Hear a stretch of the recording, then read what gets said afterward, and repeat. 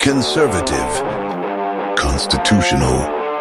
It's the Andrew Cooperrider Show, keeping you informed on what's going on right here in Kentucky. And welcome everybody to another amazing day here on the Andrew Cooperrider Show. Man, do we have a show for you. We're going to be continuing on some of our Festivus week ideas. We'll be talking about some spending that the state's doing, out of control, ridiculous spending that goes against our values today.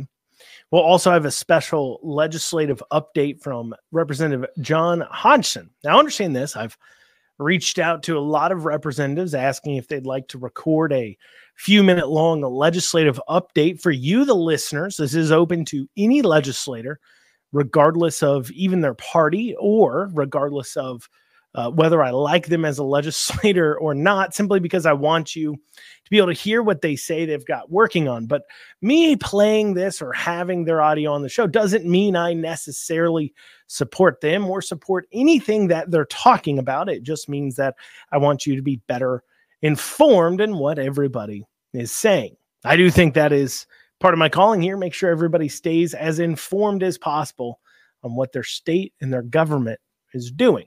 But before we dig into it, please make sure you are sharing this show out. If you're listening on WZXI, make sure you're joining us every Monday through Friday at 9 a.m. If you're listening elsewhere, the show comes out at 1 p.m.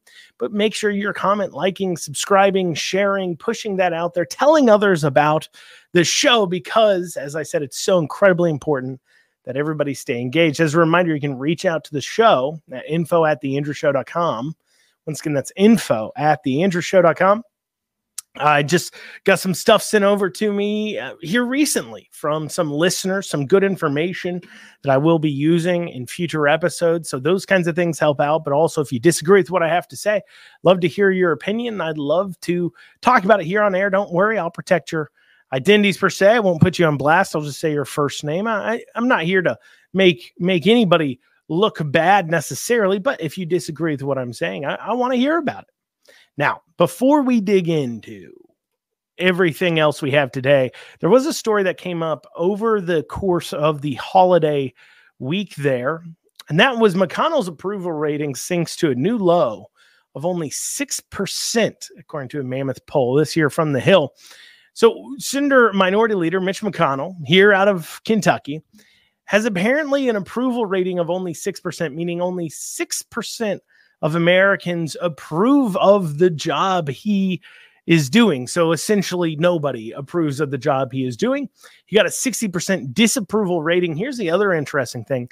He's the only member within congressional leadership to have a negative score amongst fellow Republicans. He has just a 10% approval rating with Republicans and a 41% disapproval rating. So when you look at the general populace, only 1%, only 4% more of Republicans, overshare Republicans, actually think he's doing a good job. Only 10%. And I bring that up just to point how out of touch some people amongst our so-called elitist Republican political class here in Kentucky are. You know, when I was there on election day at the party, the state party's party, election day party, where of course everybody won except Cameron, and during all the victory speeches, what did we hear? We heard people saying thank you to McConnell during those victory speeches. Almost everybody said, oh, I want to thank Mitch McConnell. Nobody said thank you, Rand, which we'll return to that in a second. But all of them pretty much said thank you, Mitch McConnell. Even Cameron thanked McConnell and McConnell's chief of staff, who delivered him his absolutely horrible loss. And so it just goes to point out they're out of touch. I mean, remember, recently we heard Mac Brown, outgoing former state GOP chair up until a few weeks ago, giving an interview. And McConnell came up and he said, yeah, I know some people don't like him, but he's done a lot of good things. Some people don't like him. Well, not just some people don't like him. Nearly everybody doesn't like him. I'd be curious to see what that approval rating would be just within Kentucky itself. I got a feeling it wouldn't be very high or even possibly lower. Now, for some of you that say, well, you know, they just don't like him because, you know, he's a common punching bag. They don't understand what he does, right? Remember, McConnell wrote the book, the long game, where he talked about how his politics is all about the long game for him. But however, what have we seen delivered to us under McConnell's leadership in the Senate? What have we seen? Well, we've seen nothing but abysmal losses to the conservative side of things.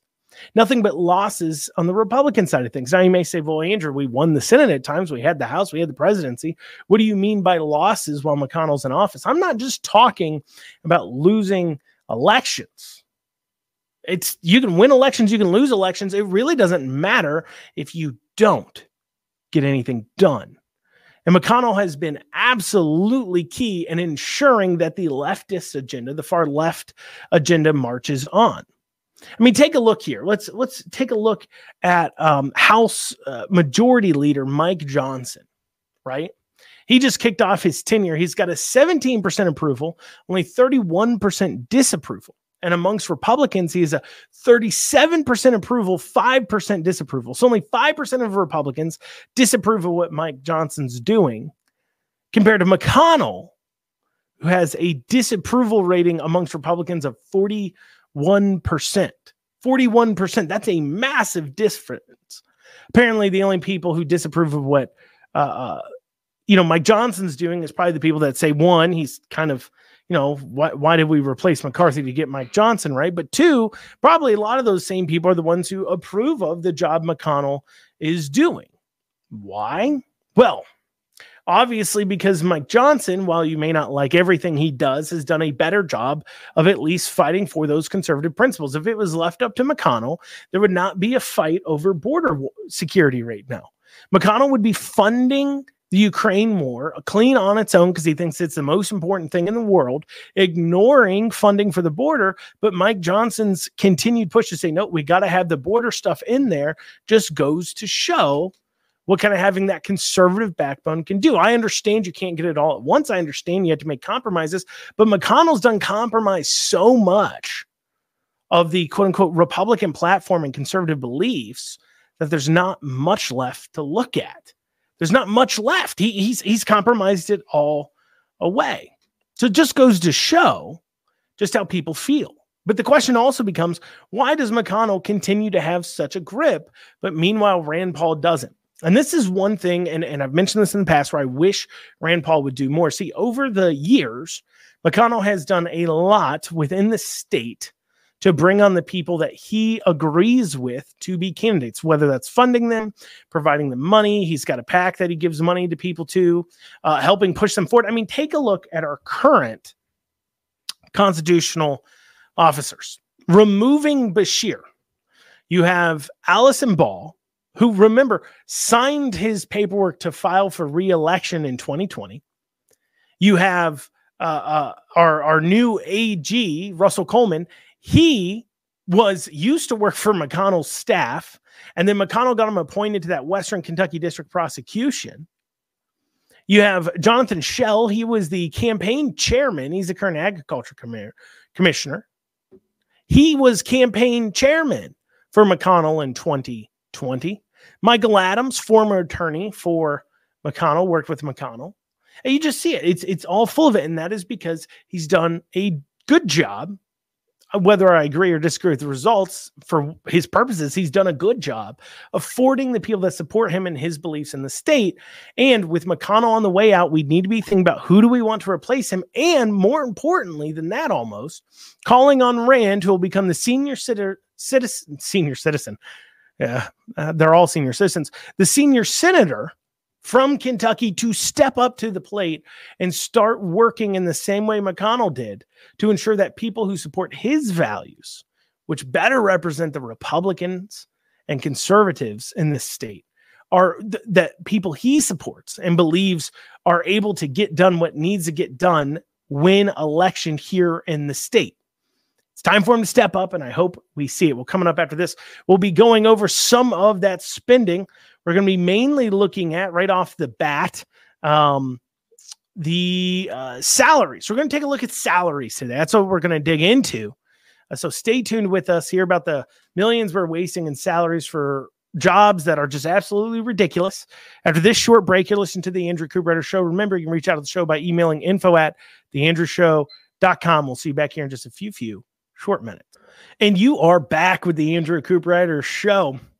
As I mentioned earlier on yesterday's show and earlier, this is kind of my Festivus week where I start going through some of the out of control spending.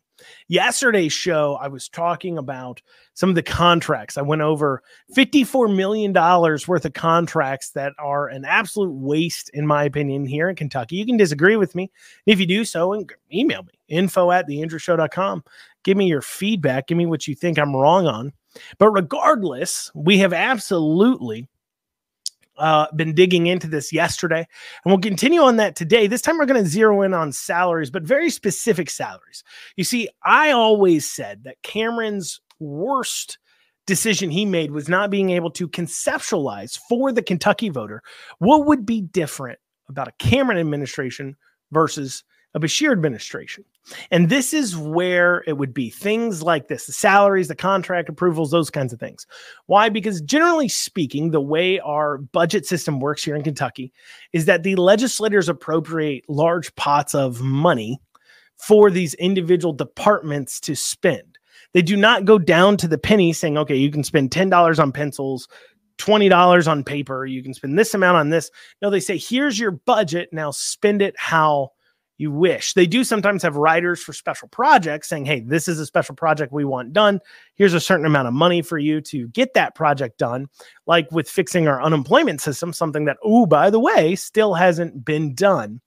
But the governor's administration ultimately has a lot of discretionary control over how those dollars are exactly spent, unless it goes against a rule created by the legislature. We'll be going into that here in a second. So I want to go through some of this because really the real problem with the governor's Beshear's administration versus Cameron administration is that Beshear spends money attacking our values. It isn't just that he's a far left liberal and we just leave it at that. It's that Beshear's a far left liberal who has access to the coin purse. He has access to your pockets, and they use that money to fund this crazy liberal agenda, this diversity, equity, and inclusion agenda. Maybe you've been hearing people talking about this more, but this idea that, of course, everybody's a victim other than straight white men, and that your skin color, your gender, your sexuality, so immutable characteristics, and then your state of mental illness when it comes to the transgenderism, of course, is somehow determining or somehow is important to the government and to how they operate. They got to make sure that black people and white people are being treated differently. It's not enough to just create the same programs, make them available to everyone, regardless of their immutable characteristics. No, they have to make sure that they take your money, then use it in racist ways.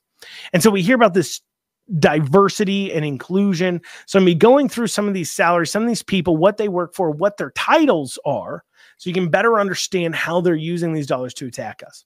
Now, we're going to start off with a few universities. It's going to come up that we have universities here, and here's why. Public universities are a part of, and they are taxpayer funded.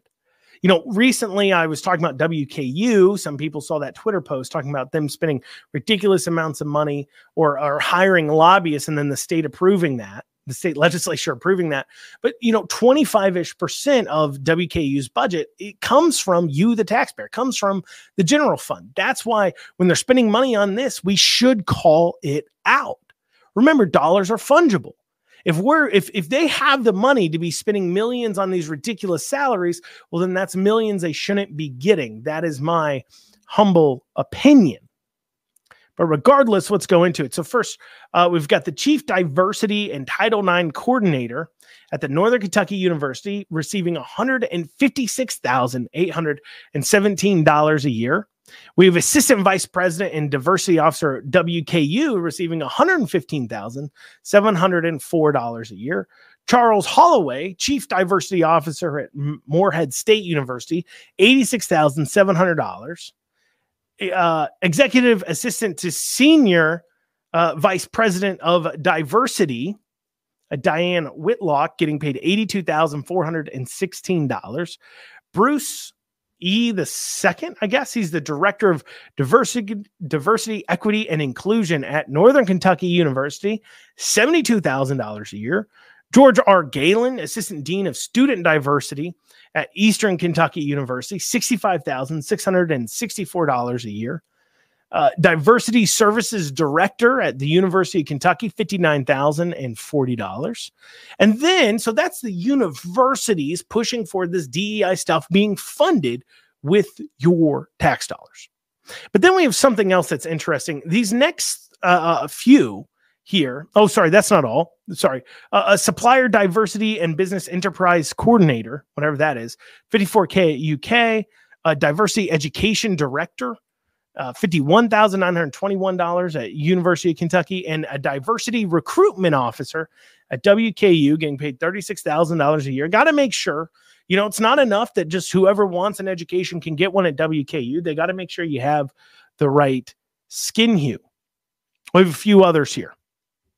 Associate Vice President for Institutional Equity and Equality, University of Kentucky, getting $139,399 a year. We got Brandon D. Williams, who's the Interim Director of Institutional Equity, getting paid $70,946 at EKU. So those are some of the university people, right? We got Ricardo Narazo Colon, I think. Title, he's the Director of Student Inclusion and Leadership Development at Morehead State, $69,644 a year. So those are universities that are creating this liberal culture, and they're using our tax dollars to do it. If you're a conservative, your dollars are literally funding your demise as they create this quote unquote culture of diversity, equity, inclusion. What that really means is this culture of caring about skin color, caring about gender, caring about immutable characteristics instead of focusing on the person themselves. But it's not just in universities. The Court of Justice, the judicial system here in Kentucky, has 3 people with the title of Equity and Inclusion Coordinator, being paid $63,344, $54,330, and $52,905. Their official titles: Equity and Inclusion Coordinator at the Court of Justice, at the AOC. What is an Equity and Inclusion Coordinator doing in the Court of Justice? I mean, really, what's the point of their job? What are they doing? Because let's think about this for a second here, okay? Let's say you're like, well, we want equity in hiring. What's that mean? Almost every judge is elected in this state. Not every judge. Every judge is elected in the state. So, you can't really have a diversity, equity, and inclusion in judges. They're elected positions. They're not hired. So then that comes into, well, how about the administrative staff?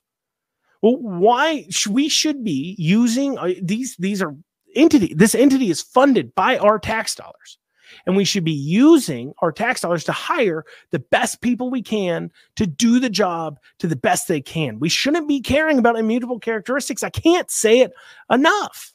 But yet, for some reason, our judicial system has 3 people in charge of making sure that they hire enough, I guess, Black people and women's and minorities and everything else. Not that it matters to the quality of the outcome and what part of justice. Last I checked, justice is supposed to be blind, but apparently not here in Kentucky. And this manifests itself, and this culture that's being created manifests itself like we saw in that ruling out of a judge here in Lexington, where they dismissed murder charges against a person because they said that the prosecutor's office has been charging Black people too much. And so therefore he's not innocent of murder, but we're just going to dismiss these charges because, well, we just think you're being racist. Never mind the fact the prosecutor, of course, is a Black female, but they think that she's racist and therefore they're charging Black people too much, of course. Ridiculous. But it's our tax dollars funding that, destroying our own society here.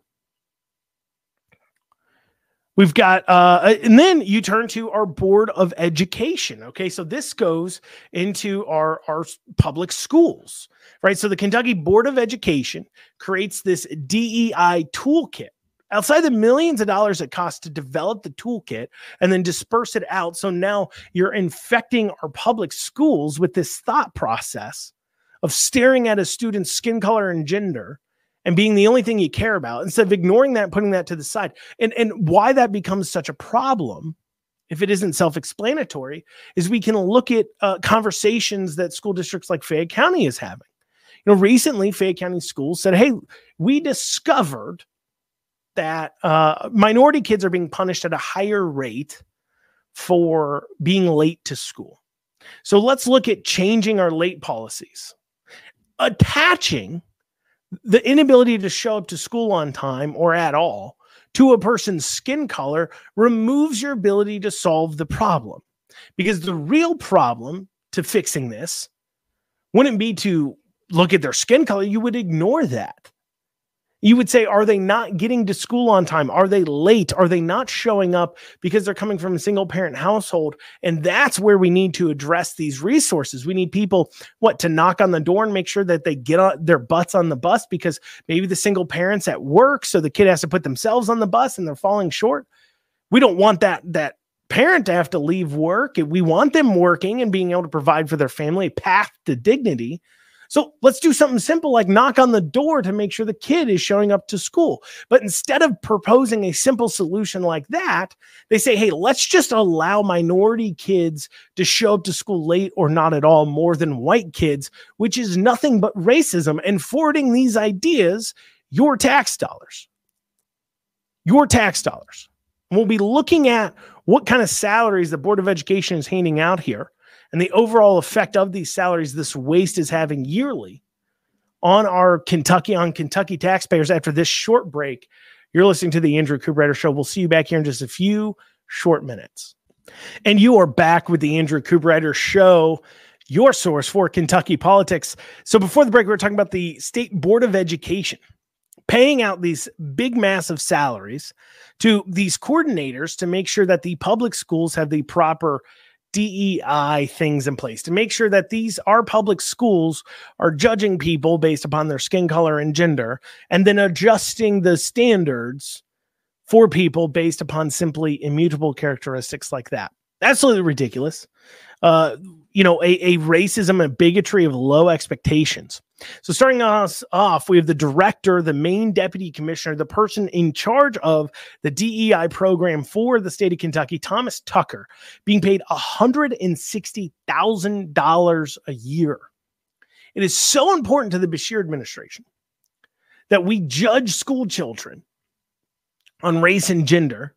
It's so important to them that we make sure that if a kid walks in and says, I think I might be a girl and I'm really a boy, that we hide it from the parents, or we make sure that we reinforce those ideas. It's so important to them to not address the looming issues gathered through those kinds of pushes, those kinds of liberal ideology pushes.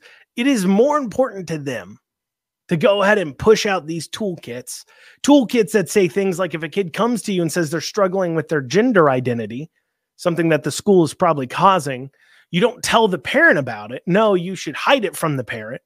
That is the toolkit that people like this have put out here in Kentucky. So Thomas Tucker being paid $160K, and then you got a Malik Williams being paid $85,860K, another coordinator there, a program manager. Now there's another guy by the name of Damian Sweeney that is also listed as a part of the leadership program there. I couldn't find the salary for him anywhere online. I don't know if he's left or if they're hiding it, because they attempted to hide this too. Because while Thomas Tucker, if you look online, right, his official title, Deputy Commissioner and Chief Equity Officer, Damian Sweeney is his Director of Diversity, Equity, and Inclusion. And then Malika Williams is Diversity, Equity, Inclusion, and Belonging Coordinator. While you look at that, when you see their actual titles listed on the public searchable salary search, what you find for Thomas Tucker, for example, is KDE Deputy Commissioner. And for Williams, you find Ed Academic Program Manager, but that's not their titles when you look at the Board of Education's own website, because they're trying to hide it from people like you and me. So we can't conceptualize how much money they're spending on this. And all totaled, if we add up all the money that all these places have spent, all these departments have spent on these dollars, on this, we're looking at $1.593 million. $1.593 million. Well, real quick, we have a message from John Hodgson. He is the Republican representative out of Louisville. Once again, just because I'm playing his legislative update doesn't mean I support what he puts in here. Doesn't mean I like him or hate him. It doesn't mean anything other than I want you to be informed. So here is John Hodgson's legislative update that he recorded for you all. Hello, this is John Hodgson, State Representative for District 36 in Eastern Jefferson County, coming to you with a 2024 legislative preview. 2024 is a 60-day legislative budget session that runs pretty much every weekday from January 2nd through April 15th. The Constitution requires us to produce a balanced budget every 2 years, and that's going to be job one. And it'll be accomplished, frankly, with or without any meaningful cooperation from the governor's office, as it has been the last couple of budget cycles. My main goal will be to continue to shrink the cost of government and put our state on firm financial footing with strong budget reserves for a downturn, reduction of debt, paying down pension obligations, and reaching the financial targets required to reduce the state income tax another 0.5% in 2026. I worked all summer and fall to write and present several key bills to the interim joint committees, and they will be officially filed the first week of session. First, BR 26 is a bipartisan electronic privacy bill that covers several dangerous emerging technologies. 5 provisions. First, places limitations on the exploding use of license plate readers, outlawing the sale of the captured data and the retention of that data beyond 30 days, except for felony prosecutions and court orders. Second, it prohibits the government or your nosy neighbors from using a drone to spy on your private property, with enumerated exceptions for legitimate uses and, of course, your permission. Third, prohibits the non-consensual dissemination of artificial intelligence deepfakes of your image or voice, and makes it a Class D felony if such dissemination is harmful to a person, their reputation, or their election. This is especially critical to get in place before the 2024 elections, where it's anticipated that nefarious use of such deepfakes will be made. Fourth, prohibits placing a non-consensual electronic tracking device on your person, like in your pocket or in your belongings, to track you somehow for some reason. Fifth, prohibits governments and employers from coercing individuals to accept implantation of an electronic tracking device on their body known as human microchipping. This is a process we've used in America for pets for some years. And believe it or not, 50,000 humans in Europe have consented to implantation of an electronic device to track them. We don't need that here in America, at least not coerced. BR 24 is a voter roll cleanup transparency bill that compels the Board of Elections to produce an annual report listing every address in Kentucky that contains a registered voter without any personal identifying information, and provides a web portal to report anomalies for investigation, like multiple families registered at your home or multiple individuals registered at a gravel parking lot. BR 25 provides for the post-election ballot count audits in every single county. The Attorney General will randomly select a single ballot tabulator in each county and one race on that tabulator for a public witness human eyeball recount to compare to the printed election night tally sheet. Any discrepancies would trigger additional AG investigation in conjunction with their current post-election audits. Next is the widely publicized Safer Kentucky Act that I co-sponsored with another 6 Jefferson County legislators. This includes a provision I worked hard on, the street camping ban. You may have seen that on WDRB TV. They did a series on that. But the Safer Kentucky Act provides harsher penalties for violent crime, more support for law enforcement, reforms on bail funding and parole board, involuntary mental health confinement, and other provisions to combat violent crime and gang activity in our cities, really statewide, but especially in Jefferson County. The next bill is BR 145. It's a fire protection change notification rule.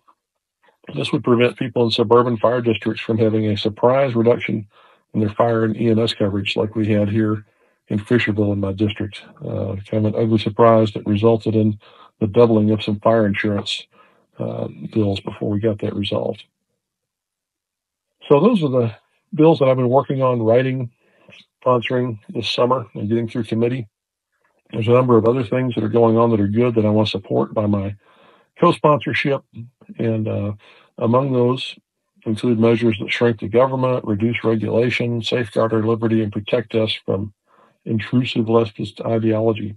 Those bills would include a constitutional amendment allowing school choice in Kentucky.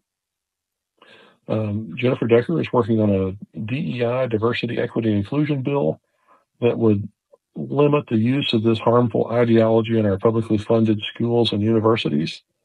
DEI is frequently characterized as teaching people to hate other people based on their immutable characteristics. It has no place in our educational system. Third is working with Representative Doan on eliminating sales tax on the purchase of gold and silver bullion as we enter some difficult economic times, perhaps. Fourth, working with other representatives on restrictions that prevent China and nations hostile to the United States from acquiring strategic assets here, like farmland or land near military bases. There'll be more, but those are a few of the highlights. In all, there will be over 1,000 bills introduced, and part of our job is to prevent the bad ones from passing. Included in that list of bad ones for me are red flag bills and generally anything that grows government control and surveillance over its citizens. And of course, anything that spends excess money. Like last session, there will be hundreds of bills that pass, about 85% of them with overwhelming bipartisan majorities because they're taking care of problems that there is broad consensus on correcting. Very few of those bills will be covered by the media, but they are the core of the legislative work every year. So, as a citizen, please stay alert for updates, read up on the bills that get filed, be active in contacting your legislator about issues of vital concern to you during the session. That input does make a difference. Thanks for listening. And that was a message from John Hodgson. Hopefully you learned something there. We might dig into some of his bills here in future episodes. But we're running up on a break here. You're listening to the Andrew Cooperrider Show. I'll see you guys back here in just a few short minutes. And you are back with the Andrew Cooperrider Show. We've been going over some out of control spending. We're going over the diversity, equity, and inclusion spending in salaries alone that the state has done. Spending $1.6 million in salaries for people who all deal with diversity, equity, and inclusion. That's probably not nearly close to all of it. Because it gets iffy. So like when you look at the Board of Education website, you see that there's coordinators, regional coordinators, but they work for other school districts. So the real figure's probably in the tens of millions that they're spending on developing these programs and the employees, but just people who have diversity, equity, and inclusion in their titles, $1.6 million in taxpayer salaries. Absolutely out of control. And I wish, like I said, I wish Cameron had been able to conceptualize just how big the problem is, why having a liberal governor means so much to people who have Kentucky values, because when you have a liberal governor, he's taking your tax dollars and spending them to attack your liberal values. But that's not the only place I want to talk about of potential waste today.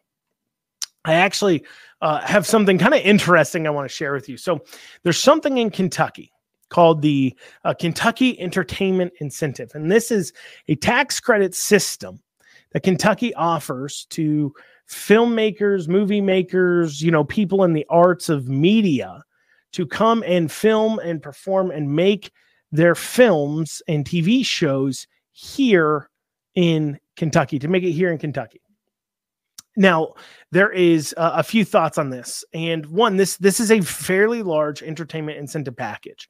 It depends on how you look, obviously, at tax credits. Some people look at tax credits as not government spending. Some people look at tax credits as saying, oh, look, that is tax money you would have brought in anyways. Now you have to pull in more money from elsewhere in order to make up the difference. So that means you have to tax others more in order to offset this tax credit. The way I look at it is this, is what the government's spending money on or offering incentives on, is that hitting your pocketbook, right? Does that affect you, the taxpayer? And anytime you hand out economic or entertainment, in this case, incentives, any kind of incentive plans to private companies where they don't have to pay certain amounts of tax dollars, well, that in turn becomes quite a question of, is that worthwhile? Because if you're trying to make ends meet in the government, well, you gotta tax now other people more to make up the difference. And the total amount of Kentucky entertainment tax credit available in a calendar year here in Kentucky is $75 million. And so far requested to date, we've had $60,659,717 of tax incentives requested from the entertainment industry here in Kentucky. You may say, wow, that is a lot of money. Hopefully somebody's making a big old movie here in Kentucky. Now, there's some arguments for why you would be for or against this kind of, this kind of incentive. There's an argument that if you make a certain film, so to give you an example, one of these films that I would say you could look at, it would be this here from the Prosper Media Group called Downstream Bluegrass Tour 2023. It's a documentary. They only got a $10,234 credit for this, but you could see how something where they're doing a bluegrass tour, this is, they're creating a documentary about Kentucky that could draw people into Kentucky. Really, it's kind of like you could save money on your tourism funds by going ahead and giving money here because it encourages people to come in. The state of Kentucky doesn't have to make a documentary or programming to encourage people to come visit Kentucky if something like Downstream Bluegrass Tour 2023 does it. So an argument could be, I'm not saying it's right or wrong, I'm not saying government should be involved in this, I'm just saying an argument could be that by offering these kinds of incentives out, you're able to get films made, TV shows made that encourage people to travel to and visit Kentucky. That creates jobs, that creates economic opportunities for people, that creates tax revenue. So it's worth it. It's a quote unquote investment now. I hate saying the word investment when it comes to government because government doesn't invest, but offering these tax incentives is a investment now in order to move into the future, offering and figuring out and creating more revenues in the future, specifically in our tourism. So if that's your thought process, this has to benefit Kentucky some way. You would like to see a more restrictive tax credit offers, whether that would be, it has to be a big film that people want to know, where was this filmed at, right? Like Lord of the Rings, a lot of people know it was filmed in some pretty picturesque areas of New Zealand, which, obviously people see those rolling hills, things like that. They say, oh man, that looks like a beautiful country. I want to go check it out. Right. So maybe if it's a big film like that, that could really attract in people to visit Kentucky. But let's look at some of these projects and ask some important questions about whether or not they should be getting a tax incentive for doing this. Let's see. Some of the movies here, A Royal Christmas Surprise. A Royal Christmas Surprise. Now, last I checked, we don't have any royalty in Kentucky. This isn't a movie I potentially have really heard of. So perhaps it may bring in some people, but A Royal Christmas Surprise was worth $208,863 in potential tax credits. I'd love to know how they believe this will bring people into Kentucky. I'd love to know. But we continue. That's just a small example. But there's some of these that I would disincentivize from being in Kentucky, right? For an example, 1,000 Pound Sisters season 5 got a $666,121 potential tax credit for filming season 5 of 1,000 Pound Sisters here in Kentucky. Now, the question becomes, do you want the show 1,000 Pound Sisters to be filmed in Kentucky? I've actually never seen the show. I've heard of the show, season 5. I don't know if they live in Kentucky, but if they do, fine. Okay, you film it. I'm not saying the government should stop them from making the program, but I'm asking the question. Do you want Kentucky being known for the 1,000 Pound Sister seasons? Do you want the Kentucky being known as a place where the 1,000 Pound Sisters is being made? I don't even know if it's being filmed here. If it's just made here, I guess, or does some editing here, they can get these tax credits. That doesn't make sense either, because here's an example. Wrigley Media Group, they're out of Lexington doing House Hunters Rex on the Beach, which is a television show. They got a $152,500 tax credit. Now, while Kentucky has many lakes with wonderful beaches, I don't particularly think that Rex on the Beach is being filmed in Kentucky. If I have to imagine House Hunters, Rex on the Beach is probably looking at people looking for houses on the beach that are probably Rex. And so they plan on, I don't know, flipping them or improving them or building them up, whatever. Probably on the beach. And when you think of the beach, you're thinking of the ocean. So I'm going to guess that House Hunters, Rex on the Beach was mainly filmed on the beach. What are they doing in Kentucky, Wrigley Media Group, other than just simple editing jobs? Maybe they're filming some B-roll, so on and so forth. How will this bring people to Kentucky? How does this tax credit of $152,500 benefit Kentuckians? It's the government. What they're doing should benefit Kentuckians. That may benefit that one business. It may benefit a few employees working at Wrigley Media Group, where now they can, they hire people here or they can afford to do things cheaper, right? Don't get me wrong, that benefits that business and probably some slight individuals. But why is it government's role and responsibility to do that? I own several businesses. I employ around 30 employees. If we're just giving out tax incentives to people that just employ people, well, everybody should be lining up that owns a business. But that's not what they're doing. They're trying to do this specifically to attract the entertainment industry. But the question is, once again, if it's not bringing people to Kentucky, what's the use of it? And that brings me to, I have questions about 3 productions in particular. I've been limited on the amount of research I can do to figure out what these shows are about, simply because I don't want to not open myself up, but I don't want to, I don't want to go into the deep, darkest places of the internet to figure out what these are about. But there's 3 films called, or television programs, they're called, or films called Sassy Maids 1, Sassy Maids 2, and Sassy Maids 3. 3 different films that are getting a combined potential incentive of $3,380,000 each. So about $10 million total in tax incentives to have Sassy Maids 2, and Sassy Maids 3 filmed, made, produced, I guess, here in Kentucky. I have to ask the question, is Kentucky giving a $10 million tax incentive to a company to film pornographic material here in Kentucky? That's a $10 million question. I'm not going to figure out the answer to it. You're welcome to try to figure out the answer to it if you want to deal with that. But I think we got to be asking, $10 million for Sassy Maids 1, 2, and 3? Come on. Let's ask some more questions. Well, y'all, that's what we got time for today on the Andrew Cooperrider Show. Thank you all so much for joining me. We'll see you back here tomorrow for the next show. We'll see you back here tomorrow.